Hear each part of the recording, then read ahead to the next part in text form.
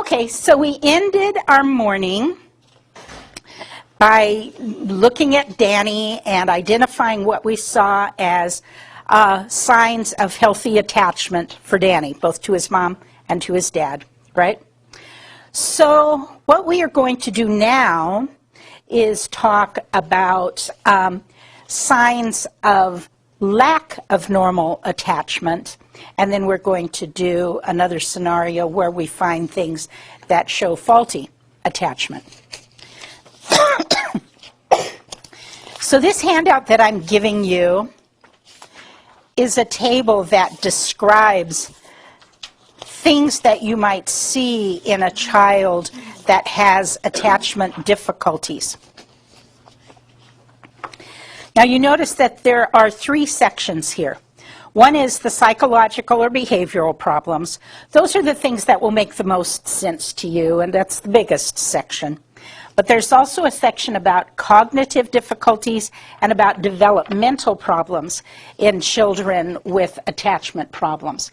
And that perhaps is not so logical. So let's talk first about the psychological or behavioral problems. These are the things that will probably sound familiar to you. The first is conscience development. Remember we talked earlier about relationship being that primary motivator that helps kids to respond to you and to follow the rules and to interact appropriately socially.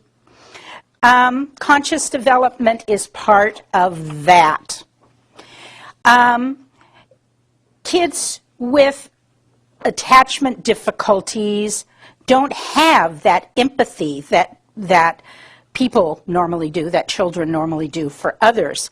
So they may not show normal anxiety after aggression or cruel behavior. They may not show guilt when they break the rules, and they may blame others for things that they have done wrong. Does that sound familiar to anybody? You've seen that in some children in your homes, right? How much of that is normal 3- and 4-year-old behavior? Well, even 2-year-old behavior. I like to break the rules. Right. Well, if we're talking 4-year-olds, I think a lot of that is indeed normal. 4-year-olds, if they're really trying to discover their world. I mean, I saw something like a trivia question on TV the other day, and it said, what does the average 4-year-old do 427 times a day? 427 times a day? How could anybody do the same thing that many times in one day? The answer was, what do you think? I bet you... No, but that's close. Ask questions. Right? Oh, yeah. Many of you have encountered 4-year-olds. Why? 427 times a day. So, you know, the part of that is when you think about some of these things in the normal developmental stance, you know. I mean, child development, you know, sort of goes like this. And having healthy attachment does not always mean that they're charming, perfect selves, right? Yeah.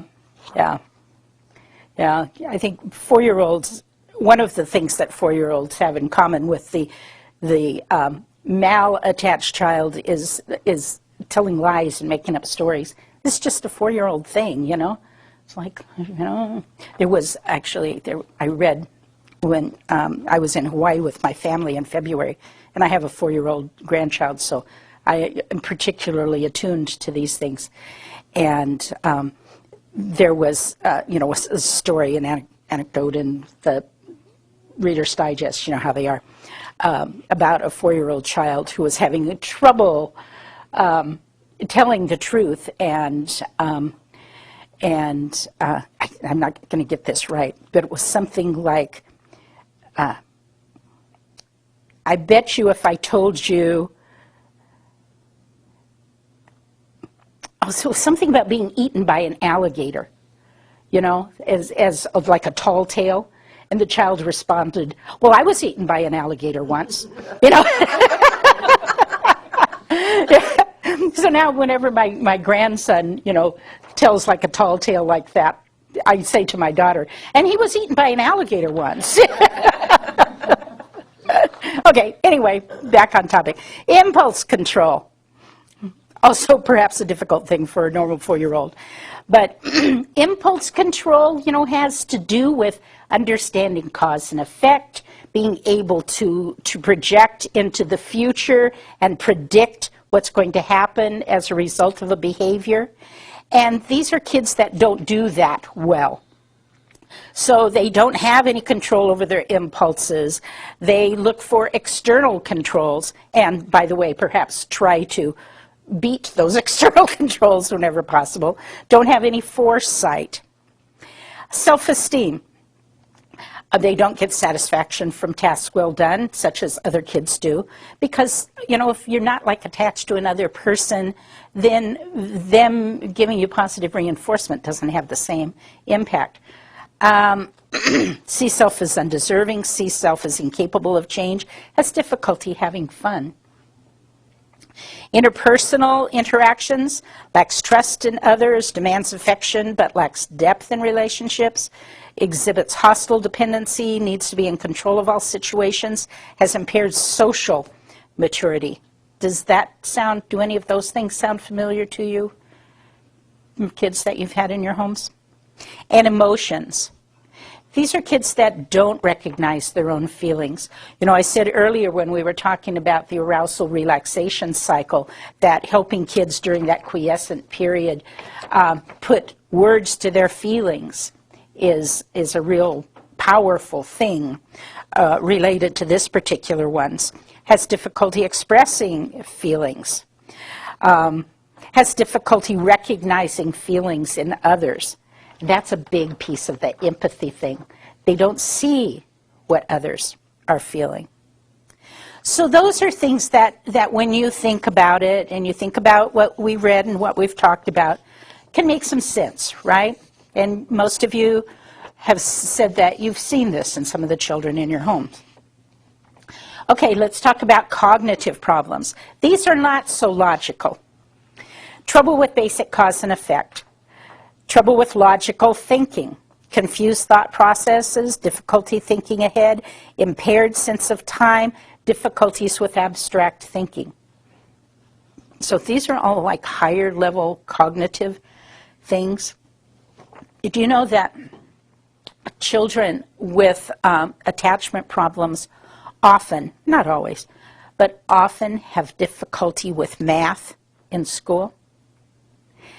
And that's for these things under the cognitive that we've talked about. Math is about cause and effect. If this, then this. It's about predicting what you will have when you have these things separately, what you will have together, right? All of those things go into ability to do math, and kids who have attachment problems may not have that very well developed. So that's not something that you would necessarily guess, but it's often true. And developmental problems. Auditory processing. I don't really know why that would be. I think that's an interesting one. Difficulty expressing self well verbally. That makes sense to me if you go back to the psychological problems, because they don't understand their own feelings very well. May have gross motor problems, delays in fine motor adaptive skills, delays in personal social development, inconsistent levels of skill in all of the above areas. It's interesting, isn't it, to think about what that looks like. Any comments or questions about The this? auditory processing, the difficulty with auditory processing could be that because they had a distant parent or whatever it was, they didn't hear consistent talk about certain things, so that they just kind of tuned all this other stuff out. Maybe there was domestic violence in the home or something like that, so they tuned out a lot of things that didn't help them with their overall auditory processing. That makes sense to me. You may be right about that. Yeah. Any other comments or questions? Under Yes. the cognitive problems, I've noticed that The one that's right behind math is also writing, putting your thoughts into writing a paper. They don't know the process of, they can't go from the first process to the other. Like the introduction, they don't know what to go from there to the end. They don't know how to summarize. Oh, because that has to do with that logical progression of They things. they don't know the sequence. I mean, they can see it in writing, but they don't know how to put it into writing, into words. I think that makes sense, and I think that's a good insight. And I think that also fits with having problems with logical thought and difficulty with abstract thinking and all of that kind of fits with that. It's like thinking things through and planning, the impulse control, that you have to be able to plan ahead and know what's at the end. And these kids have difficulty with that. It's all about the here and now. They're very much kids that live right now in the today. Okay, I have another scenario for you. This is about Roberta. She's 8.5.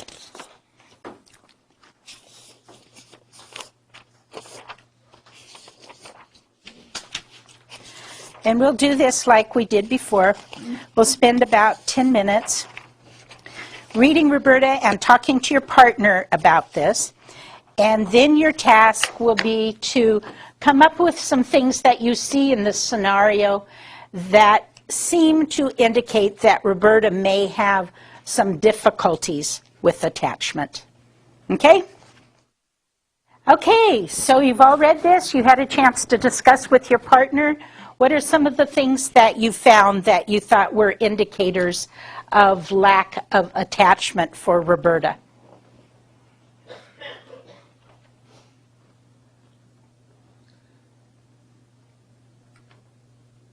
Okay, I mean, I'll just, the fact that after 5 years, the adoptive mom never felt like she was really close to this child, that there wasn't the bond that she was expecting to happen. And I've known a family in that situation, and she said it didn't seem to matter what she did, that it just was not there. You couldn't get It's it. very difficult to parent a child who doesn't seem to give back, right? Right. And that's what this is about. Other things that you saw? The sneaking the food part, why would that be so that she would have to rely on going to the mother and asking for the food in support of that, or you know what I mean? Yeah. Is that what that is all about? Hoarding food is a very common thing for attachment disordered kids to do. And it does seem kind of strange. And that's because that way they don't have to, like I said, rely Right. on. I Fall think back on the it's mother. one of those things that's about control. They don't make any sense. That's what I think about. It's like, why would Right. it have anything to do with anything? Yeah. And I don't know all of the reasons for that, but I think that a lot of that is about control. Oh, right. Yeah. Anything else? It is about control because maybe it's the same thing with the younger siblings or the younger kids playing. If you are 5 or 6 years old and you play with younger ones, you are in control. You can tell them what to do. And also, they react to the attachment. Like, for instance, of course, she loves the new social workers because whenever you meet somebody new, you can act. You're this sweet child and loving child, and you don't need to attach to that new person. So then they react in a way of being sweet and wonderful, but as soon as you are with somebody for a longer period of time, then all of a sudden sneaking the food, hitting, hurting people comes out of that attachment. It's kind of backwards. But you're exactly right. That's why they are doing so good the first 6 months in new foster homes or in new homes, because they don't have to attach. And then when you start really getting close to them and loving them, then they're so afraid of this attachment. Oh my gosh, okay, if I'm going to kill the cat and I'm going to put the house on fire, do they still love me, or are they going to send me away? So let's test that, because then they're going to be in control again. Yeah, I think you've stated that very well. All of those things that you've said are things that you see in children with attachment disorders. I was going to comment on something that you said.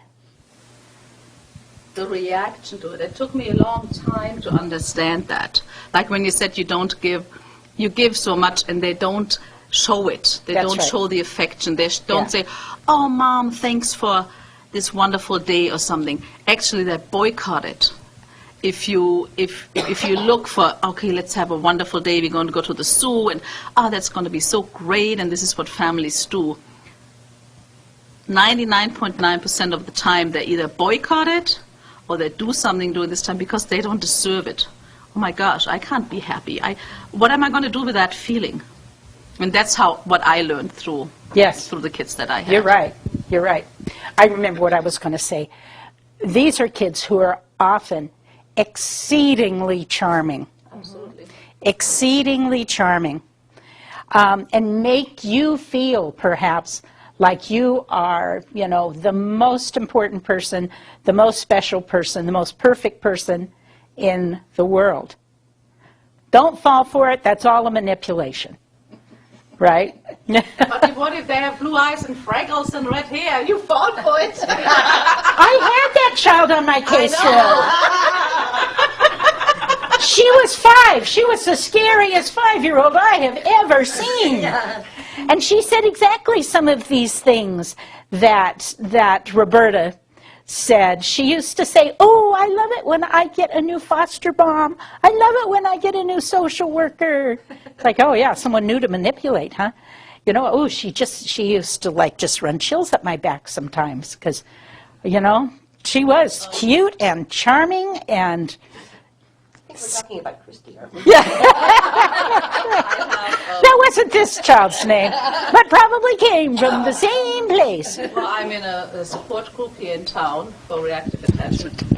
Sorry, I keep I'm in a forgetting. support group here in town for reactive attachment disorder kids, and we all decided that we all adopted the same child.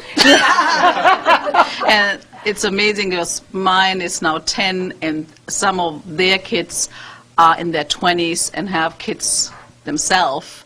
But the pattern, the manipulation, the way they act and react, it's almost all the same. It's almost scarier to know that it's predictable, isn't Yes, it is scary. Yeah. Hey, here, I'll give you a sugar cube and you're going to be all well, honey. Yeah. I like that approach better.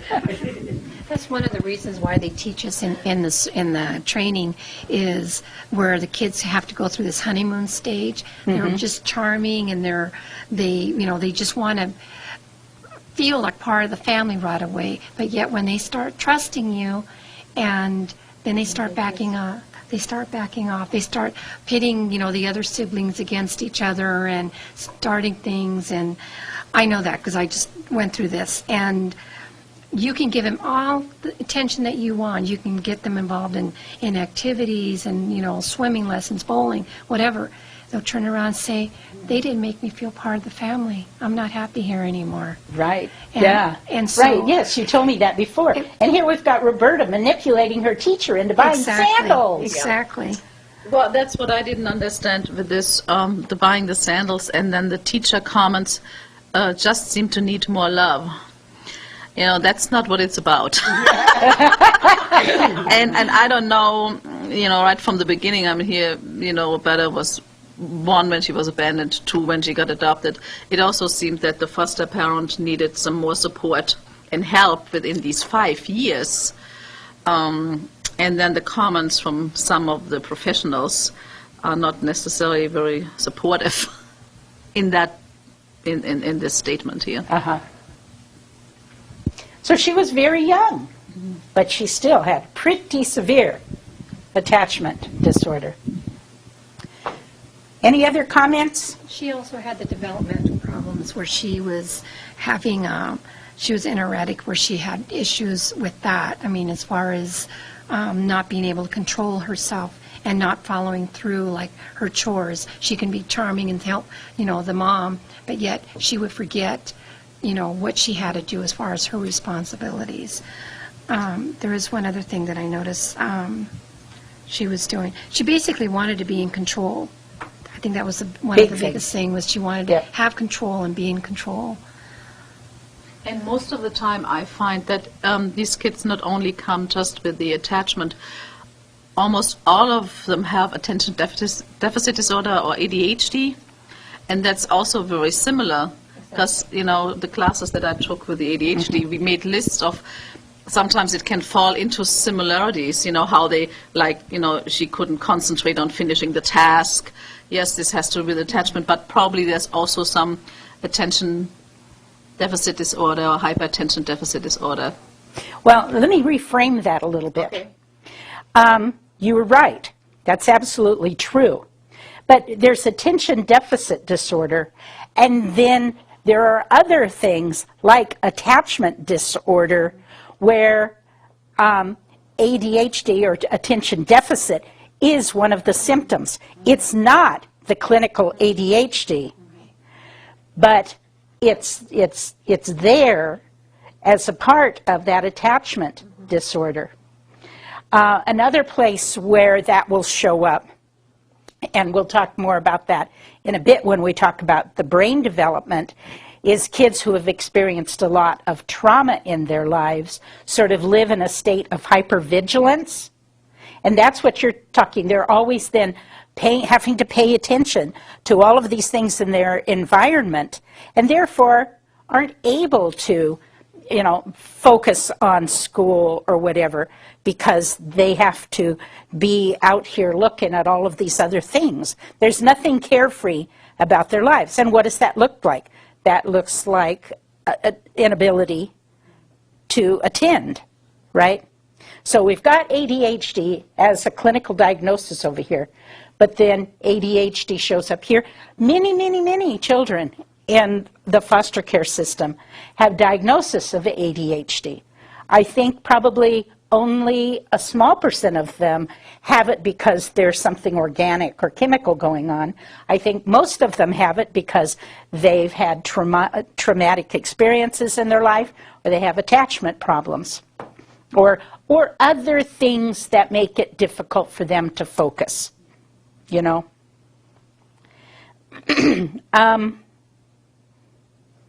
I was going to say something else, but that's left me too.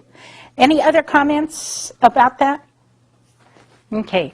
So now you have seen, in looking at Roberta, what some of the things look like for kids that have attachment problems, right?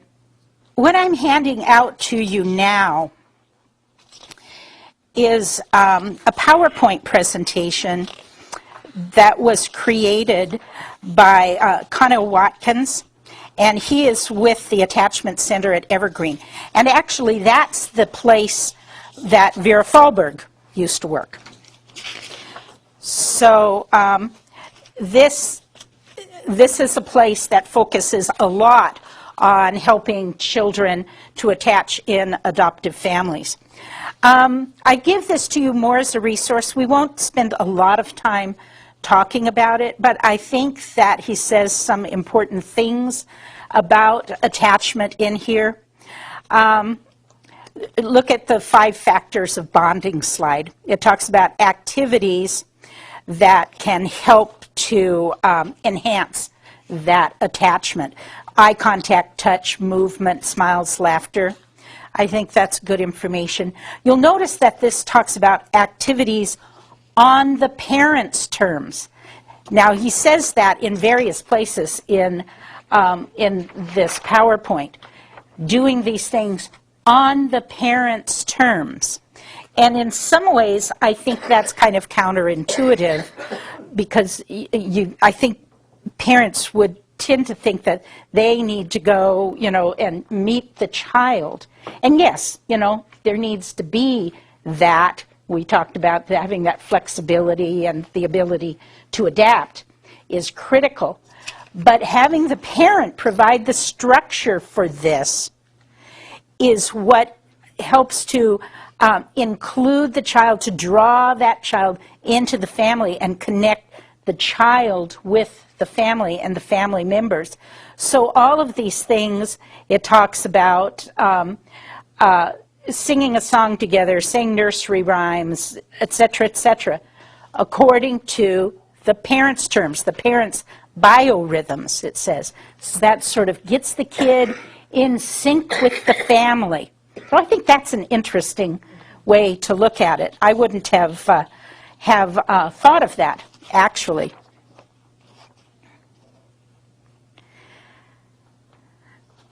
Other than that, I just want you to have this as a resource and look through it. I think that it has some helpful information.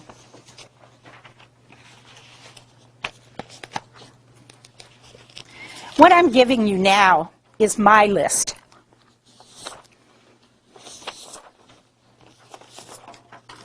This is my list of things that I think can help to encourage attachment. So, again, we've got the world according to Dinah here, right? So this isn't a complete list. It's not comprehensive, but it's things that I know that I think can be positive things in encouraging attachment in children. First of all, understanding and recognizing the attachment process. That's why we've spent some time talking about that this morning, right? You need to understand what that's all about. We talked a little bit about attachable moments and taking advantage of that period of quiescence and those opportunities whenever they present themselves to create an attachment between you and the child, to draw that child into your family, to claim that child as a member of your family. Create structure for attachable moments to occur. Rituals, traditions, quality time. I think that's important. That's part of including a child and helping that child feel like a member of your family, is find ways for that child to really belong in your family. Stimulating activities. Time just to process what's going on, to talk about things. Inclusiveness. Always make the child feel like they're included in your family. Joint tasks, shared experiences. That's kind of like in the PowerPoint where it talks about singing a song, sharing an activity, put the groceries away together, do nursery rhymes together. Build on the child's receptivities. So where do you see that opening? Find that opening and dig in right there. Don't need reciprocity. That's kind of what we were talking about before. If you're dealing with a child that has attachment difficulties, then you pretty much need to not have any needs of your own that need to be met. Because if you need something back from the child, and most of us do, right? This is not the kid you're going to get it from.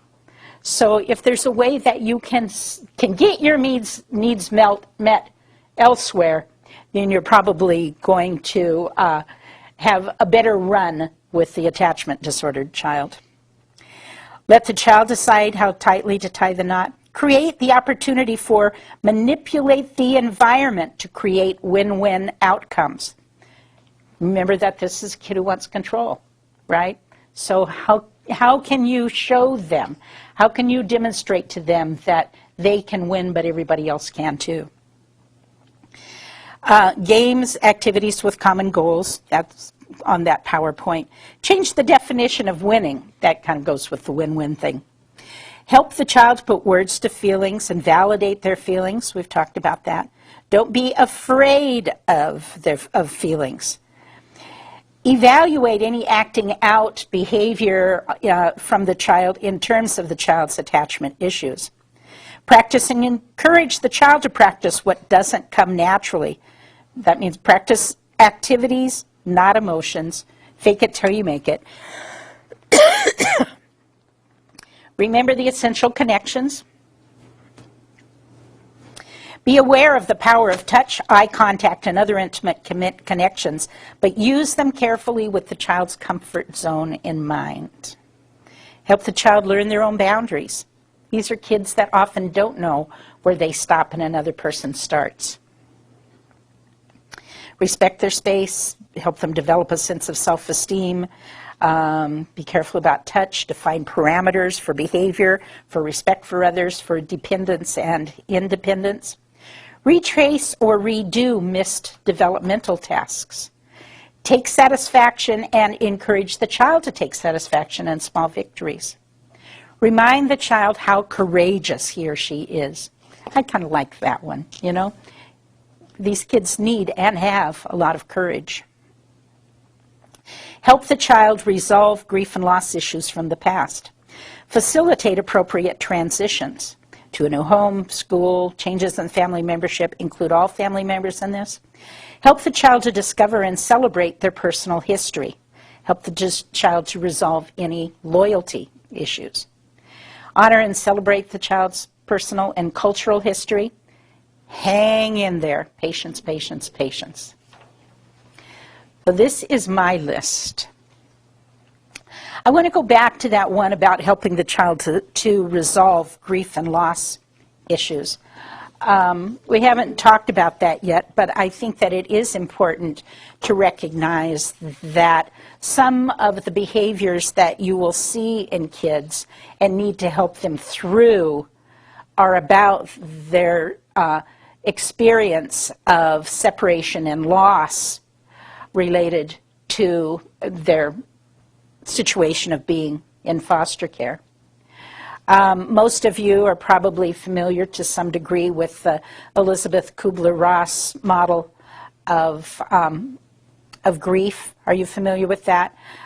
She talked a lot about death and dying, and so this model comes out of that world of death and dying. But the grief cycle is the same no matter what the situation is. So these stages are still real. And the stages are, first of all, denial. This can't be happening. Anger, you know, that immediate emotional response to the situation. Bargaining, you know, somehow trying to make something give in the situation. And despair, that just sense of deep, overwhelming loss. And then finally, acceptance, where people start to come out. Now, when you think about grief and loss, I mean, I think all of us experience some degree of grief and loss, you know, in everything in our lives. Think about when you lose your car keys. Anybody here ever lost their car keys? Yeah. Think about how you respond when you lose your car keys. What's the first thing that you say? Oh, no, this can't be happening. No, I know that they're here somewhere. No, they're not lost, right? Denial, don't you say that? And then you have the anger. It's like, you know, darn, darn, darn, darn, darn, darn. I'd say something worse, but we are on camera. And you would say something worse, right? I am so angry because I can't find those darn keys, etc., etc. Oh, please, God, if you'll just let me find my keys this once, I will always put them on that little hook by the door from now on out. Does this sound familiar to anybody? Yeah. And the despair, oh, I guess they're gone. I'll have to call the locksmith. I'll have to do whatever you need to do to resolve the situation. Oh, I can't believe this happened to me. And then finally, acceptance. All right, I can do this. You make the phone call, the locksmiths come, and the world gets better. Now, in the case of losing your car keys, all of that might happen in the course of an hour, right? Well, if the loss involves something much greater, the loss of a loved one, the loss of your home, those big losses in life, then you're going to have the same stages, but they're going to be much deeper, they're going to be much more overwhelming, they're going to last much longer, right? If you can just remember the cycle based on the little things, you know, then the cycle will be there for the big things as well. And grief is not a linear process. I mean, things kind of go in this order. That's pretty predictable. But once you're done with one stage, you may not be done with it forever, right? Different things may cause that loss to erupt again and throw you back into an earlier stage. Have you all experienced that? You know what that feels like, right? For children, the grief process may repeat itself as they reach different developmental levels. So things that they might not have been able to process when they were younger, then they may find a need to process that as they get older. So you see kids bounce back and forth through all of these things. Unfortunately, you're not done once around, always.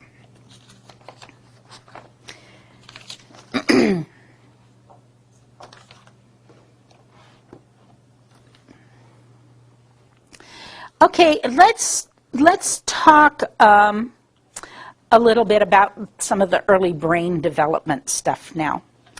The handout that I gave you earlier, the one from D-Cell, that has some basics about, that's this one, basics about brain development in it.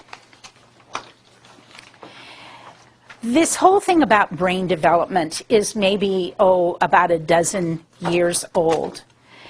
There are lots of things that we knew intuitively, like when you think about the arousal relaxation cycle or about Erickson's identification of that first year as being a year of developing trust. We learned that stuff by observing behavior, right? What we didn't know then that we now know is that there are actually physical changes happening in the brain during these periods and as children experience these things. That's what these windows of opportunity are here. We are able now to look at brains because we have things like MRIs and CAT scans. We are able to look at brains and see what parts are activated and how much they're activated. And that's how we can tell when brains are open to this. And we can watch the brains develop. It's fascinating to see pictures, film, of the little synapses, those connections being created. You know, there's these little dendrites, I think they're called. I don't know. No? They kind of come out here, you know, as they grow, the connections grow. And it's experience that strengthens those connections as they grow. They get here, and then this is the synapse. This is the place where the little spark makes the little jump. And as that information, that electrical charge, passes over that same path over and over and over again, then that is strengthened. That connection in the brain is strengthened. And that is how the brain becomes wired. So during that first 3 years or so, there is massive activity going on in the brain. And just every day there are millions of little synapses being created.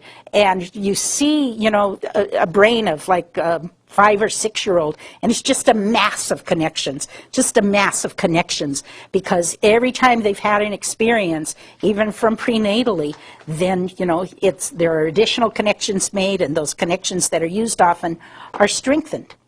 But then, starting at around 6 years old or so, there's pruning that goes on.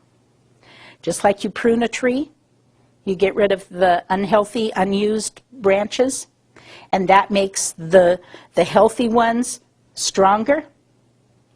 That's what helps us all to be able to sort of become individuals with our own special talents, is those connections that weren't reinforced, that weren't used, just disappear. And that's why that window of opportunity then closes for things, because it's like that opportunity for those connections to develop diminishes. And so a child at age 14 has many fewer pathways in the brain than the child at age 6. But now we know, it's what we talked about this morning, that at 14 they have this another growth spurt again in their brain, and all of the connections start again. So, you know, it grew, it got pruned, and everything got sort of focused down, and then it started growing again. And that pruning, I mean, it seems like, you know, the more connections there could be, the better, right? But that pruning really is what allows us to focus. If that pruning wasn't happening, then that's somehow when there's sensory integration problems. I think it's because there hasn't been that limitation in the pathways. Now, that's science stuff, and don't take my word on how that all happens, but there is a connection in all of that. On that from Randy Hawkins. No? I'm sorry, what? There's a very good workshop or classes on that if anybody's interested. Oh, Whenever Randy's very smart about. Randy Hankins, her workshop is on the web. Yeah.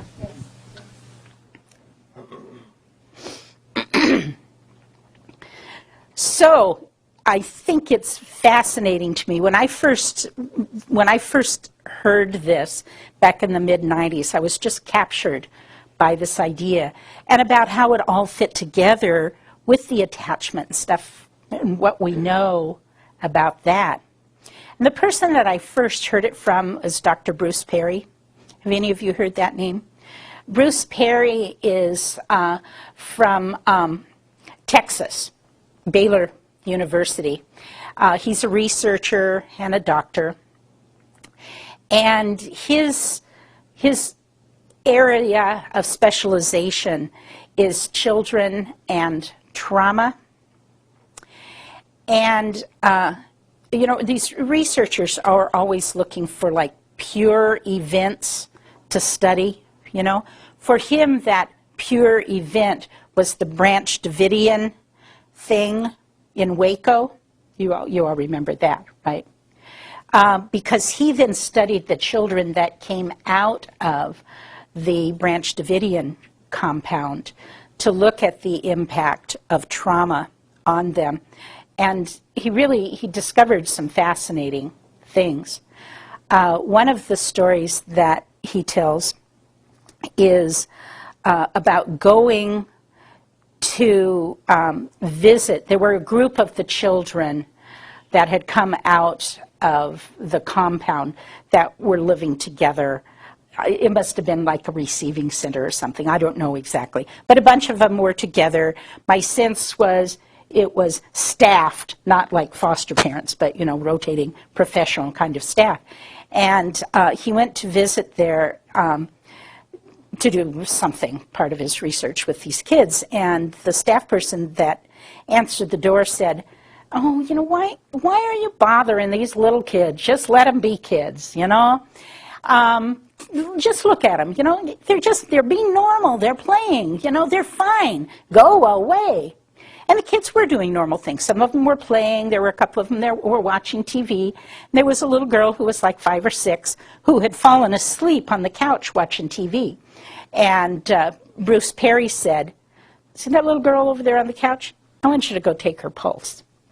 And when he did, this child is asleep. It was double what a normal resting pulse for a child that age should be. So what that was about is like the stress hormones, this child being in a constant state of hypervigilance, not anything that's visible on the outside, but certainly something that was impacting that child. If we're in a constant state of hypervigilant, is she going to be able to focus on learning her multiplication tables, How many of you are familiar with Maslow's hierarchy of needs? Have you guys heard that? Some of you have. And what that says is it's like a pyramid. And it's got these various things. And the bottom are basic needs. This is like, food, clothing, shelter, that kind of thing. Let's see. Now, I won't be able to remember it now that you're going to capture me on film, right? So the basic needs. No, I think this is self-actualization. This is self-esteem.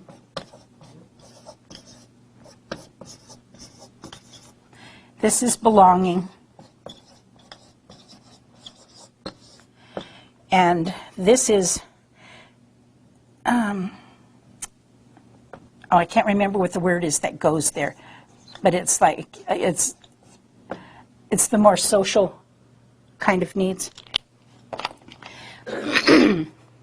So, I mean, when you look at this, this is about, you know, how can a kid, up here is where the learning is happening, so how can you expect a kid who doesn't know whether their home is going to be safe when they come home from school or whether there's going to be any dinner that night, how can you expect them to learn their multiplication tables? You know, they can't focus. It's that focus thing again.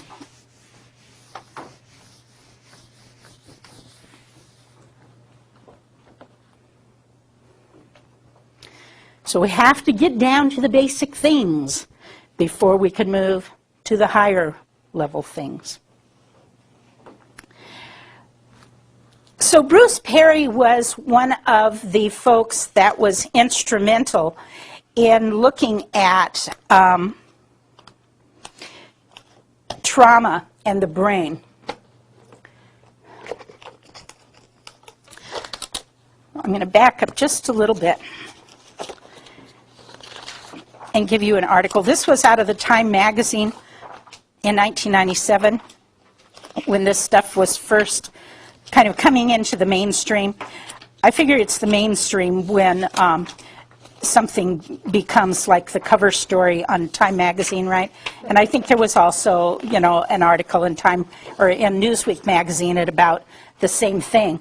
Bruce Perry is quoted in this, and I think that this is a really helpful article. It's written, it's a bunch of scientific stuff, but written in pretty mainstream language to help you to look at some of this stuff around brain development. This talks about the building of the brain even prenatally and what life is like then in terms of brain development when the baby is born and how trauma impacts that. So I encourage you to read this. You'll see that some of this is stuff we've just talked about. Tuned to Danger, and this quotes Dr. Perry and brain development.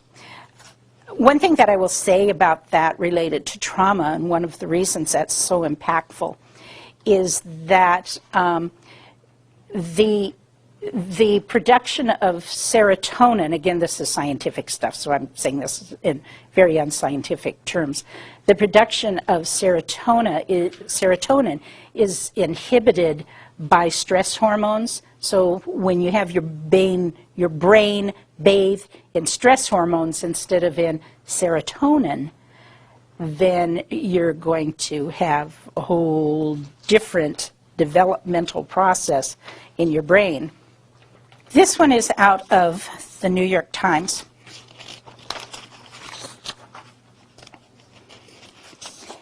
And talks about early violence and the brain.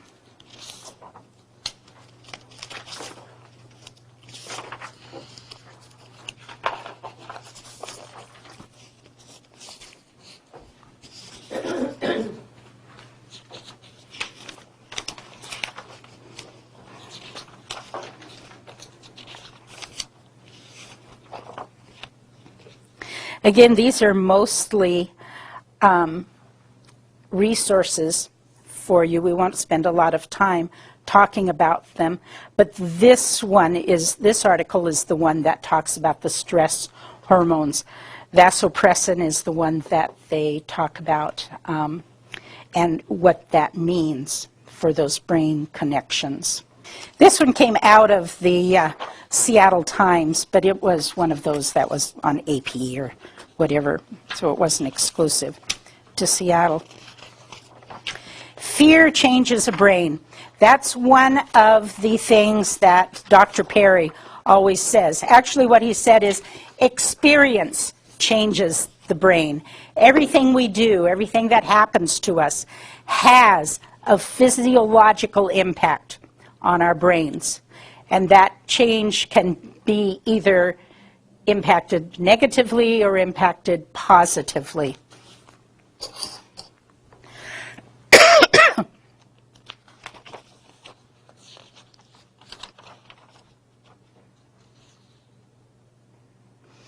Traumatic experience such as witnessing violence can alter a developing brain's anatomy and chemistry in ways that inhibit learning, concentration, attachment, even empathy. In some cases, the changes can predispose children to impulsive violence later in life. That's a pretty powerful statement, isn't it? That doesn't mean that every child who experiences violence is going to become violent, but it certainly tells us that we've created a huge risk for that child, right? Yes. Wait a minute until Carolyn gets here with the mic.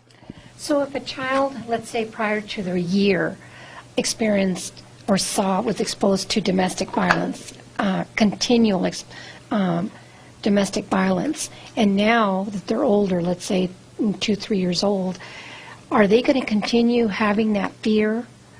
I mean, is it going to be something that's going to carry through for a long time, even with counseling? Well, it certainly is something that I would want to be vigilant about as the professional or the foster parent or whatever. I mean, none of this stuff is absolute. None of this stuff is, if this happens, then this is going to happen. We're each individuals. We each are wired differently. We each have a different set of experience. Even two siblings in the same household can come through things very, very differently because of the developmental level that they're at when the experience happened. I think that that's one area where our department, I think, has increasing awareness of, is the impact of domestic violence on children and the connection between domestic violence and child abuse. I think that we didn't do such a good job paying attention to that before. And the way that would often play out is that in situations of domestic violence, without understanding the dynamics of domestic violence, we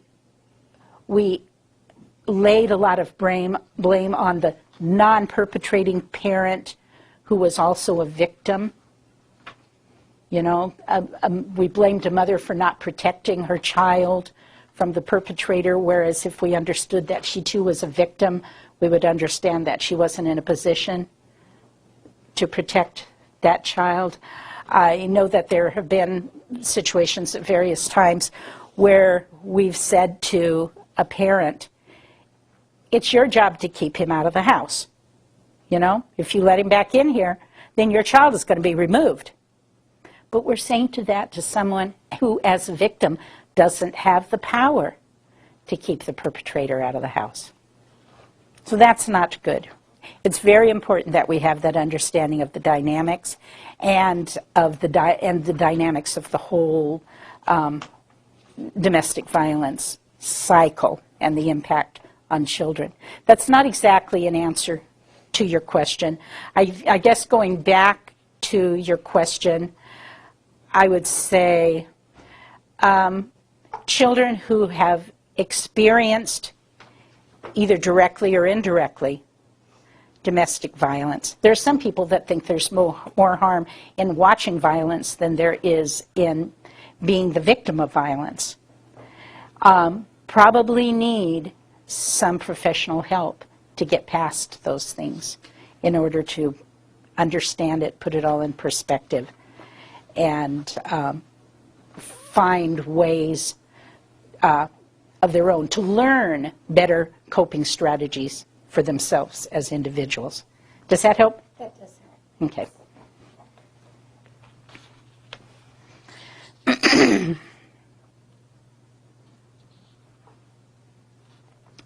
The brain organizes itself in response to experience, becoming the stored reflections of the collective experiences of the developing child. Experience changes the brain, as Dr. Perry says. Post-traumatic stress disorder also comes in play there. We won't talk about that a lot, but children who have experienced repeated trauma often look a lot like folks who have experienced living in war zones, veterans, that kind of thing. This is a handout that I created that's also related to this. Lenore Terr is another person who is interested in the impact of trauma on children.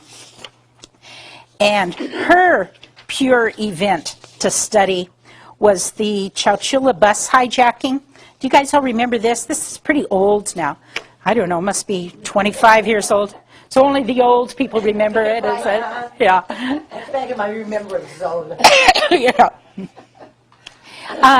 This was probably at least 20 years ago. Yeah, I don't remember.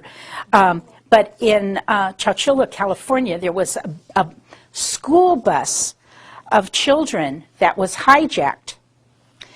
And I don't remember how many kids were on the bus, but like a bunch, like 19, 20, something like that. And these hijackers, so there were these children and the bus driver. So the bus driver was ordered to drive the bus into a hole in the ground, and the bus was covered up. And they were held hostage there for like many days. I don't remember how long, 9 days, I think more than a week, maybe less than 2 weeks. And so was the bus driver and these children. Pretty traumatic thing, right?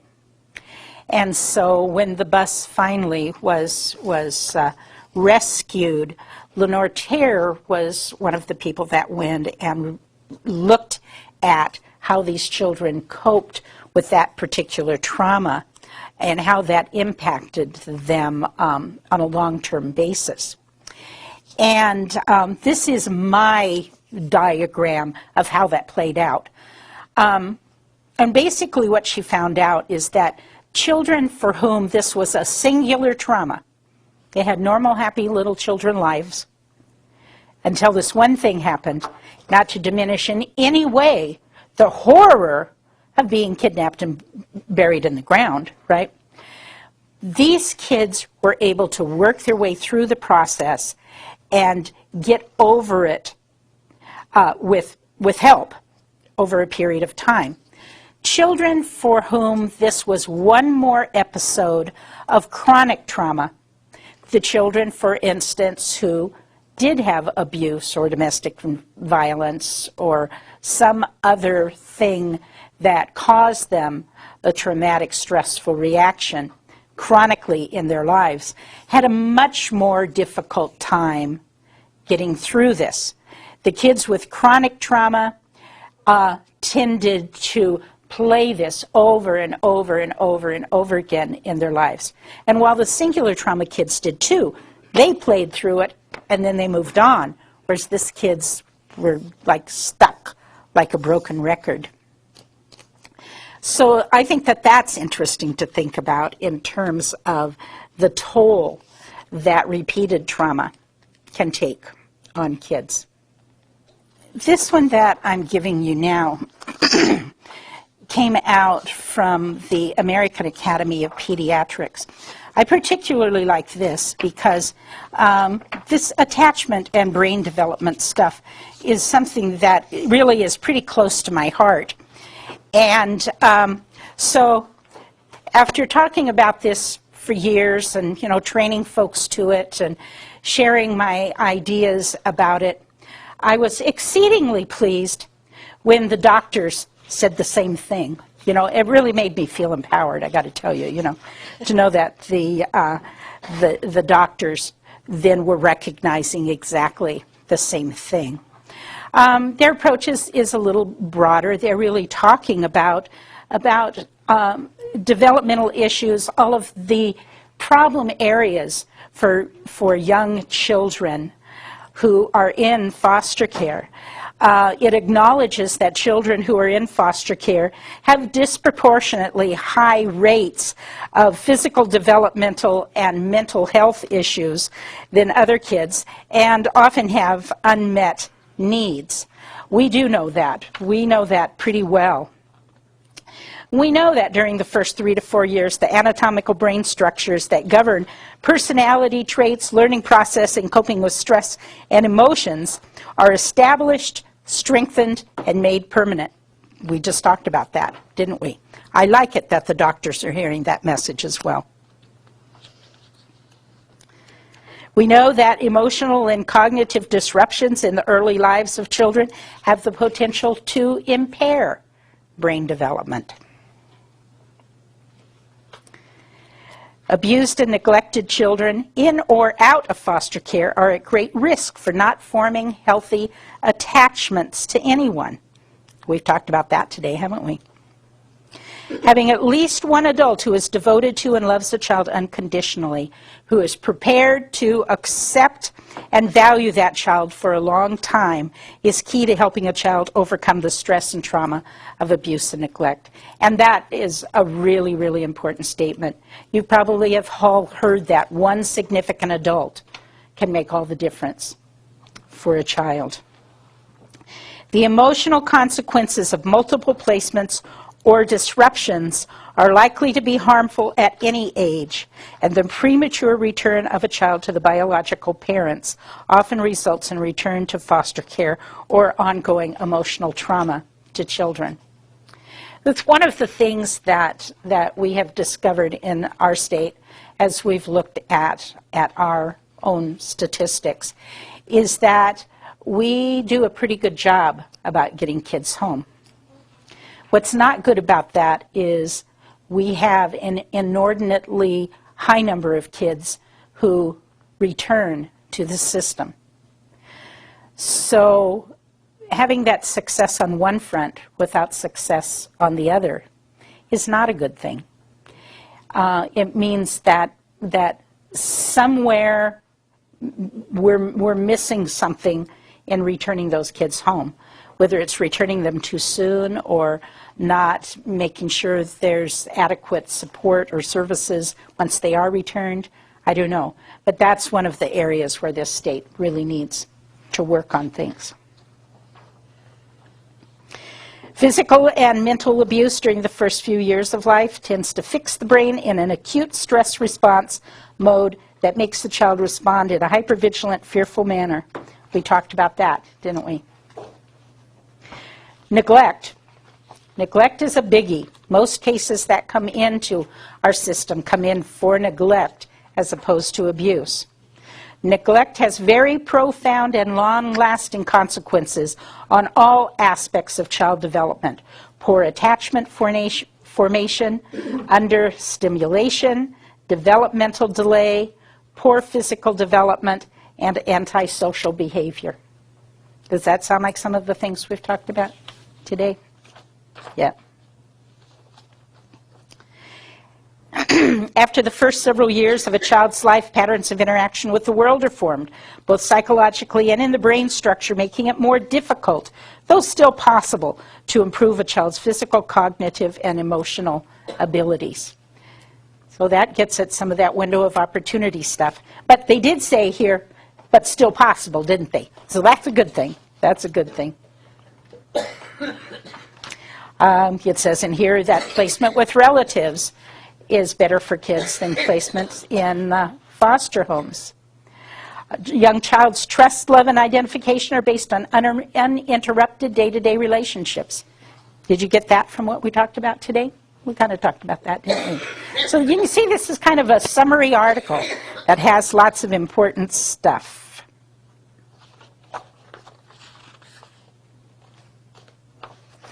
And I personally am very glad that physicians are being made aware of that. This article is from The Future of Children. The Future of Children is published by the Packard Foundation, and it used to come out as a quarterly journal. And I think it still comes out in that, hard copy form. But now you can also get it online. And you can just go in and register to receive this if you're interested at all at the Future of Children website. And it doesn't cost anything, and they always have really, really interesting articles. Some may be of interest to you and some may not. It really is trying to look at holistically at children, and every edition focuses on a particular thing. This one, which was from, does it say, I'm going to say 2001 maybe, was on children, families, and foster care. But it might be nutrition, it might be auto safety, it might be any kind of topics, but all things that have an impact on the future of children, coincidentally. I know that one came out that was on domestic violence. I thought that one was a really good one. This is sort of also a generic overview article, like the pediatrician one that I just gave you, about developmental outcomes for kids in foster care. At this point, these things should indeed sound familiar. The risk factor leading to negative outcomes is not foster care per se, but the maltreatment that children experience beforehand. Evidence suggests that foster care placement and the foster care experience are generally more associated with poorer developmental outcomes for kids. Deleterious impact of foster care on children's physical health, cognitive, and academic function and emotional well-being is the result of many studies. Could I ask a question real quick? When it says here placement characteristic and development outcomes, it says the type of placement and the stability of the placement influence child's outcome. If you've been told that the placement team made a decision where a child goes, what does that usually mean? The team, what would the team be? The placement team, well, that could be different in different places, I think. Generally, it means there's a staffing going on somewhere. You as a foster parent should be invited to all of those staffings. Never. Well, the placement team in our case was one social worker and the case manager from a group home. Okay. And so I'm just, Okay. This is your child that you're talking about at Ryther. Yeah. So that child is being served under it's called the BRS contract, the Behavior Rehabilitation Services contract. And that contract requires that every child have a child and family team. That child and family team, and they're supposed to meet like regularly, monthly maybe? 90 days. It may be 90 days. And talk about that child's plan, the behavior management plan, the service plan, child's progress, are they meeting their goals, when can they go home, et cetera, because Ryther and other group care kinds of settings are not meant to be places where children grow up. They need to grow up in families. So the child and family team can include a variety of people. It should include the birth family, the child if the child is old enough, professionals that are involved in that child's life. Maybe it was only the social worker and the private agency, but that would not meet the intent of a child and family team. I have never heard of a case where the foster parent was involved in that team meeting. That's pretty new stuff. It didn't used to be that foster parents could be involved in those things. They still aren't. But you do have a right to be. If we know about it ahead of time. Actually, I've been invited to 2 of them with the teenager I just had. And it included the guardian ad litem, the caseworker, the counselor, the therapist, the mother, her attorney, DSA, the supervisor for the caseworker, and myself. And so it was quite a big group that was there. Well, that's good. I try mean, to that's meet- more in keeping with what one To would try expect. to meet the needs of, and then we set a time when we're going to review it again. So it could be 60 days, it can be 90 days, but it was really, really, we made a lot of progress. But is this the only time that you have met in that kind of a team meeting with one of your children? No, this is the second time. Second time? Second time. Because I'm hearing exactly the opposite, that they don't even bother to inform the foster parent when there's going to be a meeting. And you guys know that you can go to the court hearings too, right? Oh, yeah, if you know about them ahead of time. But if you don't get an ISSP until a month after, Yeah. you don't know about You've the court kinda hearing, then you missed the can't boat. go. Yeah, yeah. But you would think like such an important placement for a child that's been in the system for 6 years, would include the people that were part of his life over the last 2 years. And that is certainly the idea. Now, I mean, I can't second guess, the casework that was done. I don't know what the thinking was. It would not be right for me to make a judgment on that. What I do feel is that you need, that all of the people who need to be included should be invited to the table. And that's in keeping with what we have talked about the family group conferences and the family to family. The thing that concerns me is that you appear to be saying that only the social worker from the private agency and only the social worker from DSHS were making these decisions. That, without knowing the facts behind that, that doesn't feel okay to me. At the very least, the family needs to be involved. As what we said earlier, people don't buy into decisions that someone else has made for them. They buy into decisions that they have had a role in making, right? Into planning that they have participated in. And I don't know what else to say beyond that. I guess I would say just know that you do have the right to be involved in those things. Ask to be invited, ask to be told when those dates are. I guess the only Yes. time I've been involved in large group plannings for children, but it's only been the ones that have been initiated by the therapist, not by DSHS. And sometimes really? sometimes DSHS, the social worker, does not show up. And sometimes sometimes they do, and the supervisor does as well. But I don't know that I've ever been to one that has been initiated by DSHS. It's always been through the therapist. I think that's not uncommon.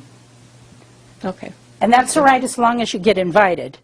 We don't care who's inviting you, just so long as you get invited. But the DSHS social worker, as well as the private agency, has a responsibility about filling you in. In fact, the DSHS social worker is supposed to see that you're invited, and if you can't come, to document that you were invited and invite you to put your thoughts in writing or whatever to share. That does Yeah. not happen. Okay. I've been doing this for 15 years, and it does not happen. Well, I'm sorry to hear that. I also wanted to just speak briefly to education for kids. We did mention earlier about kids in foster care having poorer educational outcomes. I want to emphasize that a little bit. That's an area where we really are trying to put more emphasis in. We only have, I think it's something like 35%, historically, maybe like over the last 10 years, about 35% of kids in foster care graduating from high school. And that's not okay. There's many reasons for that. These are kids that have great difficulties. We've established that, They came into foster care with great difficulties. Probably school is one of those difficulties. And then if we've moved them around, then we've created, breaks in their education. breaks in the kind of services that they might get that might be available for them through the schools, you know, if they have an IEP or 504 plan or whatever. If they're changing schools, we need to make sure that those records get transferred. So now there's really a recognition that this isn't okay and we want to do better. So a variety of things are going on. One is that we have educational advocates out in the regions now. I don't know if there's one in every office, but there's access to one through every office, and that's an important thing. We are in the process of implementing a statewide, what will become like a tutoring program, so that there will be access to extra help for kids in foster care to get them up to speed educationally. And there's a variety of programs meant to help kids then graduate or get their GED and then move on to some kind of post-secondary education, college or a trade school or, you know, vocational school, whatever is appropriate to that child's needs. One of the pieces of legislation that was passed last year actually covered a limited number of children staying in foster care to go on to college, even though they've graduated and they're 18 years old. So I think that's a big help. And certainly there's more of an emphasis on making sure that kids do have the skills that they need for independence when they leave. Yes? I have a teenager that just turned 18, and she has decided to stay with us, and so she'll be graduating when she's 19. She has also, we also found out there's an agency out there that will provide assistance for independent living. As soon as she graduates and is going to go to an apartment and going on to higher education, they'll give her assistance or support to get her started, which is a really strong plus out there for teenagers. Yes. That are quite not ready to go into the world because, you know, they've had issues, developmental, you know, medical, you know, all along that. But there is, you know, a group out there that will help that. That's good. Yeah. Yeah, we have transitional living program is one of the things that we have that helps with that. But just the fact that kids can stay with you and continue to be supported in foster care is pretty huge. It's pretty huge.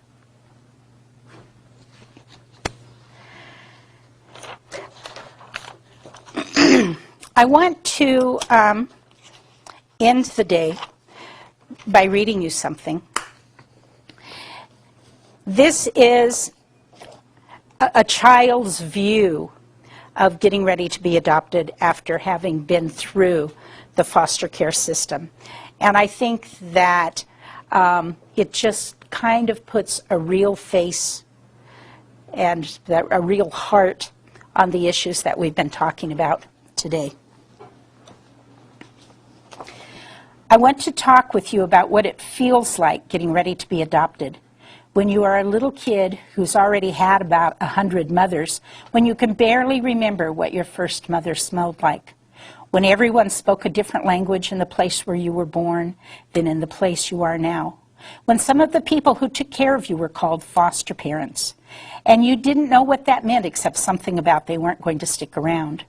When in the process of being moved all over the place, you lost some of your brothers and sisters and a particular pair of shoes that felt just right and your absolutely most favorite cuddly and a certain place on the inside of your last crib where you used to scratch with your fingernail to help yourself to go to sleep. Kids like Nisi don't have families of their own because there's something wrong about us, I guess, or because there aren't enough to go around, or something, and I probably won't get one either. Or if I do, it will be too late for me to believe that they love me and are going to stay with me. So I want to talk to you big people about these things. Even though I'm not sure you're real interested, are you the same big people who keep doing these things to me in the first place? Please don't be offended if I talk to all of you at once, caseworkers, foster parents, judges, adopted parents. I just want to say how it all feels to me, and sometimes I can't get the cast of characters straight. Some people say that my first parents shook me till my eyeballs got loosened up, or they left me alone, or they gave me away, or they just ran away. I guess you think, because of that, I'm supposed to not miss them. Because if I did, it would sure make me lots more cooperative with all the plans you are making for me. Should I just say they did the best they could, so I'm not so ticked off and lonely and worried all the time about what the big people are going to do next? The truth is, I can't do any of these things. I can't forget. Even when my brain does, my body won't. I can't stop myself from yearning, even though later I will get quite good at playing games about this. I'm not saying I was some cherished treasure or anything in my family, but what were you thinking when you sent big men in uniforms to grab me out of my screaming father's arms at 11 o'clock at night, scaring me to death, or when you sent me to a foster home without telling them about the special ways I needed to be handled? Because I had never stayed anywhere long enough to get attached to anybody. Or when you then took me from these people who were so disappointed in me after a few weeks that they said I would have to be disrupted, whatever that means. So you sent me to a family with an older foster child who was mean to little kids because they were weak and small. And so he punched me a lot in secret and pulled real hard on my penis in the middle of the night. And when that family got rid of me and the next, did you think I was going to take it all lying down? Did you think I was supposed to just be sweet and adorable and ready to connect to yet another family who were going to throw me away? Could you have done that? After a while, I had just lost too many people that I might have cared about. I had been with too many parents who really weren't because they couldn't hold me tightly in their hearts at all. None of you got how I was being changed by all those losses in my heart and in my behavior. After a while, I began to get some pretty bad ideas about how things worked, and mostly these ideas said that I was, by that time, in deep doo-doo. I wasn't going to let anyone like me, not even me. And so, now, I won't let you imagine even for a minute that I like you, that I need you desperately, that I might ever grow to trust you. I am not, after all, a complete moron. Are you ready to have me not believe you? Are you ready to have me fight you for control? Are you ready to hold me and then hold me some more when all the time I act like I don't want you to at all? Are you ready to really stay with me? Are you willing to feel as powerless as I do? What will you think when I say, I don't care a bit whether you go on vacation and leave me with Aunt Harriet, who I hardly know at all? Then, when you came back, are you ready to deal with my taking a dump in front of your bedroom door every single day for 3 whole weeks? No. I'm not stupid. You say it's like this, big people. I'm not stupid. I was not blind. I do pay attention because it matters to me. And so when my first parents knocked me around or acted like I was invisible or gave me to someone else to raise or stood there screaming when you took me away from them, I noticed. And when no one came to take their place, I noticed that too. And when the orphanage didn't last and the first half dozen foster families didn't last, something started happening to me. A little bit of my spirit started to die. For some reason then I started pulling out my eyebrows. I'm not sure what that has to do with my spirit dying. I agree that it doesn't make much sense for me to join in with all the other people who have hurt me by hurting myself. But I do it anyway. So I bite at my hands and dig at my face, or I make a really bad sore on the top of my head by scratching myself. I pull out clumps of my hair, and so the kids at preschool laugh, and big people have an odd look on their faces when they see me. I masturbate a lot to comfort myself. I even let a dog lick me down there. They say that sometimes I try to touch other kids down there. Sometimes I run into the arms of strangers like I've known them forever, and like I don't actually care anymore who I am safe with or not. Am I safe with anybody? Does it matter anymore? Did I mention how much I'm growing to hate smallness and weakness and defenselessness? It's getting so the only thing that I know how to do is be just as tough as I can and try to rub out smallness and weakness whenever I see them. in the kittens that get hung by the clothesline in the backyard and squished by a tennis racket, in the babies in my recent foster homes who turned up scratched, in my own self, who I attack particularly when I'm feeling small or scared and I need to beat myself into toughness. As little parts of my spirit keep dying, will it surprise you?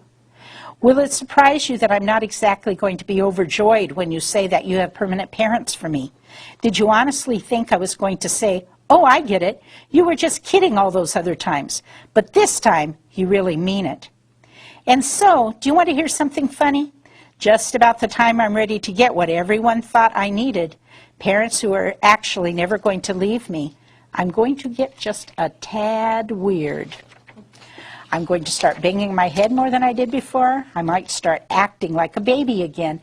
And even if I've gotten a little bit comfortable with my latest parents, I'm going to go back to stiffening my body and screaming at night and do everything I can to tell you that I don't want you to love me. I can't stand all this talk about permanence and adoption. I will make you sorry you ever thought about trying to get close to me. I will make you feel almost as helpless and small as I have usually felt. So are you wondering what I need? Are you wondering what I would do with all this if I had the power? First of all, it would help a lot if you would start with one clear, simple commandment to yourself. Never forget that I am watching.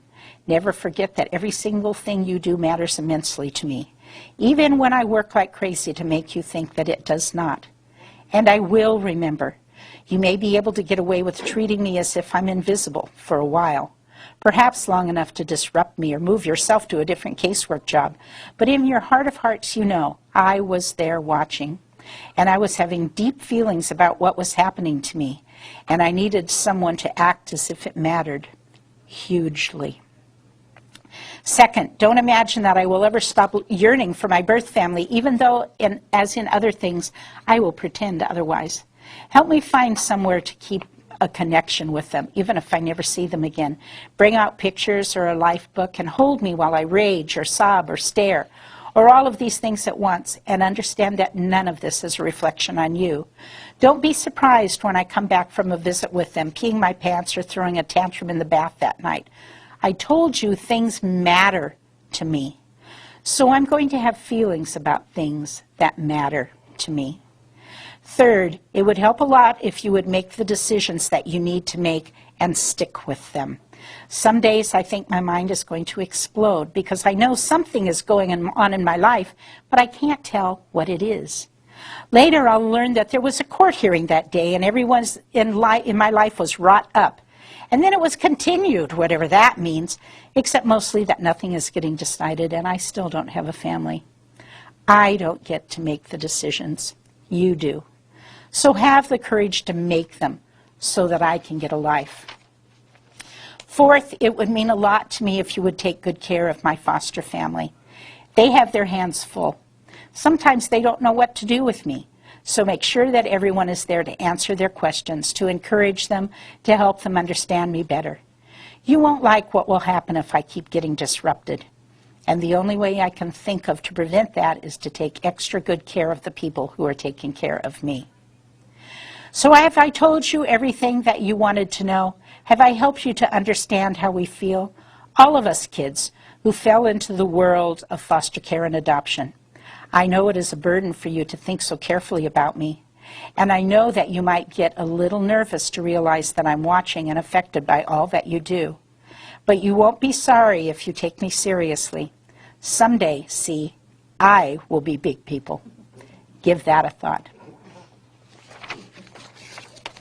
Was that actually written from a child? Now, it's kind of a composite child.